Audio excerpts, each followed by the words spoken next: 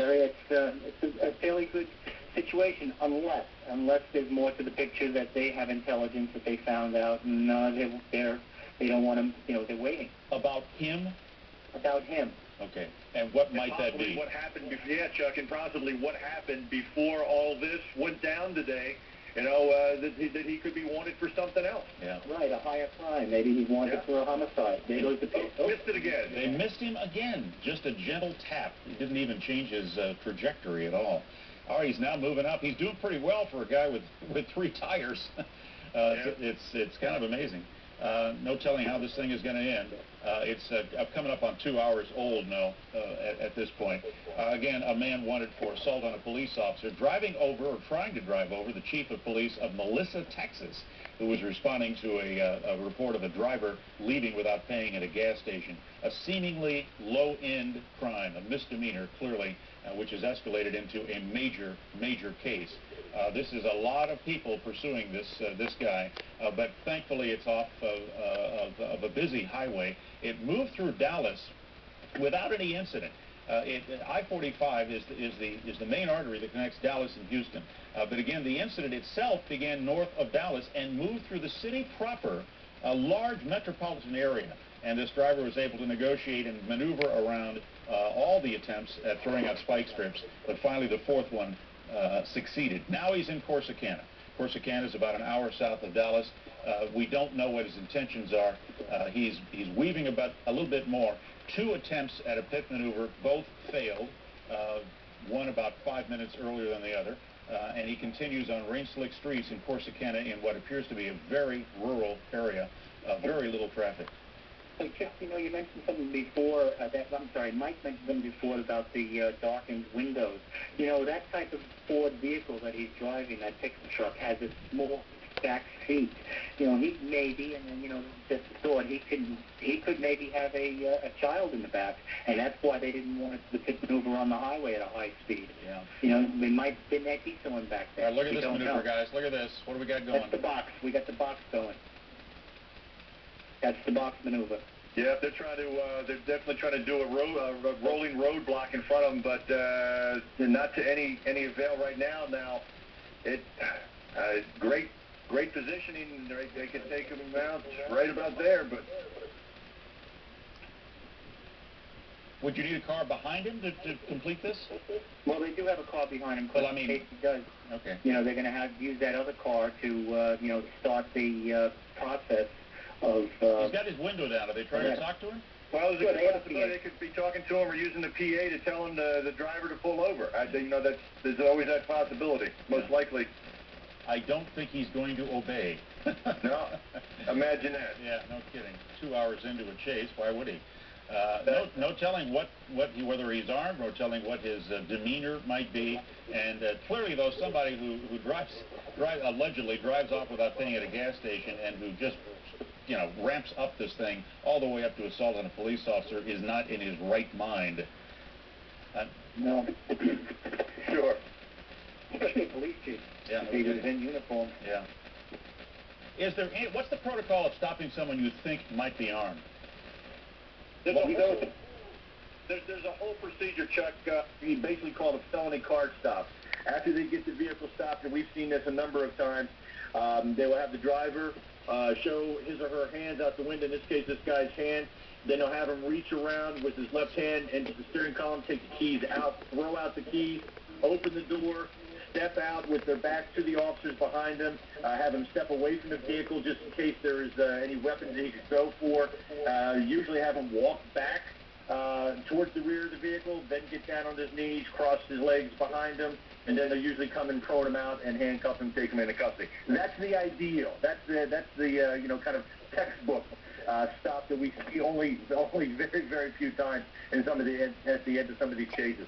Wally, anything in the police activity that suggests to you that they know this guy is a little bit unstable, or they're treating him differently in some respect? Well, they are treating him differently because there is an opportunity right now in the geographical location where they are with him now to do the maneuvers. But in relationships, they might have some intelligence on him that they're very concerned about. They may not want. He may be totally unstable. He may have had a past where he has a weapon. It's a lot easier out of big urban areas to have a shotgun in the back of your pickup truck. Yeah. They may think they may have ran his gun licenses to see if he has any or rifles, and he may be a gun collector. Who knows? He may be not stable. How about suicidal? I mean, he may have communicated on the cell phone. I got nothing to live for. Yeah. That's right, and a lot of things in relationship to suicide by cop have been happening. Where he may want to end it all. Yeah. And that's a very, very serious thing because it all comes back to the to the police officer. So they got to handle this with silk gloves. Mike, apparently they are. Mike, your instincts are this guy's wanted for something else or has something else that he's running from. Exactly. There's something else that happened because you just don't run off for paying for 20 gallons of gas and then try to run over the chief of police of a jurisdiction and then continue the pursuit without going ahead and pulling it over and and taking the consequences. There's something else. That's just my speculation as a former investigator that there is something else that happened either today or within the last 24 hours that he's wanted for. I agree with you, Mike. All right, we're a good 2 hours into this. It started again a couple of counties north of Dallas, and a man is wanted, and we do know it's a male, behind the wheel of an F-150 Ford pickup truck, which has been pursued for that period of time all the way down I-45 into Corsicana from Collin County and Grayson.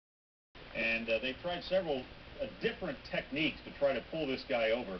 They have disabled his left rear tire. But he continues to drive along in or around Corsicana without much difficulty, apparently.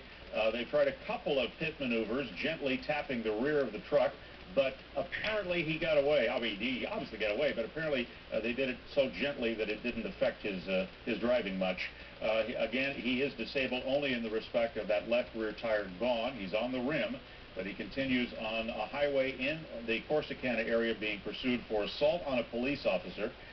We're not entirely clear what else he may be charged with or is wanted for, but obviously they've had a chance to run his plate. They know who he is. They know what record he may have and whether he is likely to be armed. Would you know what kinds of weapons he owns? Either one of you? Wally first, what do you think? Well, if he had any registered weapons, whether it's long rifles or handguns, they would know that. But keep in mind, it's this day and age, it's easy to get unregistered weapons anywhere, and he might have. He may be a collector. Who knows? Okay, we're going to take a break for some cable operators in about a minute. Just want to warn you ahead of time. But for others, we're going to stick with this. It's quite a fascinating police chase, and we've covered a lot of them. Some of them last minutes, some of them last several hours. We can't glean or divine any intent on the part of this driver. There is no pattern here that either one of our law enforcement analysts, Wally Zines or Mike Brooks, has been able to pick up and determine what they think this guy may be up to. But it's the opinion of both of them, and perhaps you as well, that he perhaps is wanted for something else besides just driving off without paying at a gas station. Clearly, he is being sought for assault on a police officer. The police officer in Texas was almost run over, allegedly, by this driver, a male who has been seen talking on a cell phone. We can only speculate that he was actually talking to officers pursuing him. There have been several attempts to try, I think, to negotiate an end to this. About 5 minutes ago, one of the cruisers pulled up, and you could see that that is the driver's window was down, and he was looking to the left and looked like he may have been talking to the officer. Okay. You can double it. Yep, no kidding. Do you think we have no reason to believe the truck is stolen, do we, Mike? No, not right now. The law enforcement may know that because of running a tag, it would come back if it was stolen within an NCIC, National Crime Information Center, that it was in fact stolen, but we don't know that for sure. All right. And also, go ahead, Wally. No, I was just going to say, keep in mind, look how rural that area is. There are so many opportunities for them to do something, and that's what gets me. It makes me think that there's more to the picture. A lot more, maybe, huh? Yeah. Yeah. All right, Brooke Baldwin's back with us. Brooke has had a few minutes to gather a little bit more information. Basically, it's about all we know, though, right, Brooke? It's just it started at a gas station, and a police chief was almost run over. We may live in New York now, but our seats are definitely center ice. We may live in L.A. now.